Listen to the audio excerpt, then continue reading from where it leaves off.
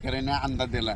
त्याच्यानंतर आपण आता पूर्व विदर्भाकडे पूर्व विदर्भातल्या शेतकऱ्याला सांगू इच्छितो की पूर्व विदर्भामध्ये नागपूर, वर्धा, भंडारा, गोंदिया, चंद्रपूर, यवतमाळ, अकोला, वाशिम, हिंगोली, बुलढाणा, जळगाव या जिल्ह्यातल्या सर्व शेतकऱ्याला सांगू इच्छितो की तुमच्या इकडे 29 जूनला म्हणजे आज तिकडे पाऊस पडणार आहे, पण 1 तारखेपासून 1 जून 2 3 1 2 3 जुलैला मात्र तुमच्या इकडे मुसळधार पाऊस पडणार आहे। विदर्भ, पूर्व विदर्भ 6 जिल्हे, पश्चिम विदर्भ 5, 11 जिल्ह्यामध्ये मुसळधार पाऊस पडणार आहे। कुठं अतिवृष्टी होणार आहे, कुठं भाग बदलत पाऊस पडणार आहे, कुठं रिमझिम पडणार आहे।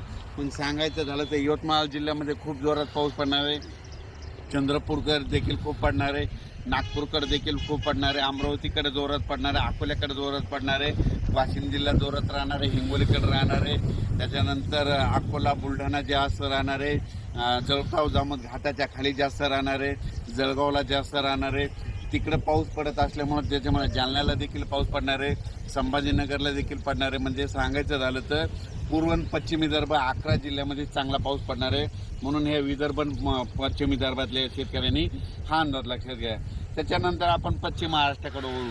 पश्चिम महाराष्ट्राकडे म्हणजे आज 29 जून म्हणजे आज देखील पश्चिम महाराष्ट्रामध्ये चांगल्या प्रकारच्या बऱ्याच ठिकाणी भाग बदलत पाऊस सुरू होणार आहे। सांगलीकडं, साताऱ्याकडं, त्याच्यानंतर पंढरपूरकडे देखील, नगर जिल्ह्यात देखील बऱ्याच ठिकाणी पाऊस सुरू होणार आहे। म्हणून ही पश्चिम महाराष्ट्रातल्या शेतकऱ्यांनी अंदाज लक्षात घ्यायचा। सोलापूरकडे देखील बऱ्याच ठिकाणी पाऊस पडणार आहे। सोलापूरच्या शेतकऱ्यांना खूप पूर्ण येत आहेत, धाराशिवच्या देखील येत आहेत की पाऊस नाही, म्हणून त्यांच्या देखील आज सुरुवात होणार आहे, म्हणून त्यांच्यासाठी आनंदाची बातमी। त्याच्यानंतर कोकणपट्टी आणि घाटमाथ्यावरल्या भागातल्या सर्व जनतेला आणि शेतकऱ्याला सांगू इच्छितो की कोकणपट्टी घाटमाथ्यावरला पाऊस मात्र कायम चालूच राहणार आहे, ते काय बंद होणार नाही, म्हणून हे त्यांनी लक्षात घेतलं। त्याच्यानंतर आता उत्तर महाराष्ट्राकडे वळू।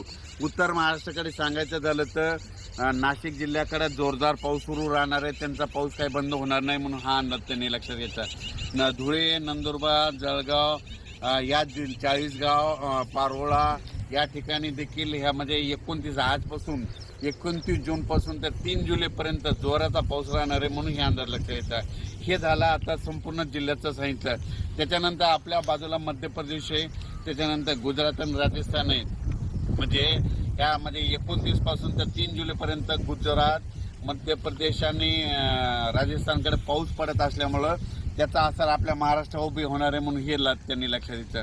पण राज्यात याच्यानंतर तुम्हाला सांगू इच्छितो की 5 जुलै, 6 जुलै आणि 7 जुलै दरम्यान परत राज्यामध्ये पाऊस भाग बदलत येणार आहे, म्हणून हे लक्षात येतं। त्याच्यानंतर 10 जुलै ते 15 मध्ये देखील राज्यात पाऊस असणार आहे। म्हणजे सांगायचं झालं तर राज्यात असा एकदम 1 महिन्याचा, 15 दिवसाचा, 20 दिवसाचा खंड पडणार नाही, पाऊस येतच राहणार। आज ह्या भागात राहिला तो दुसऱ्या भागात राहील, पण राज्यात पाऊस कंटिन्यू चालूच राहणार आहे। खंड कसा असतो तुम्हाला सांगतो, आतापर्यंत मागचे जे खंड होते 20 दिवस महाराष्ट्रात कुठंच पाऊस पाहायला भेटत नव्हता, त्याला खंड मानतात। पण 1-2 दिवस पाऊस उघडत नाही त्याला लोक खंड मानतात, म्हणून हे चुकीचं आहे। म्हणून तुम्हाला सांगतो महाराष्ट्रात पाऊस पडतच राहणार आहे, फक्त वेगवेगळ्या भागात पडत राहणार आहे, हे सगळ्यांनी अंदाज लक्षात घ्यायचा। आणि हे जे अंदाज दिला आहे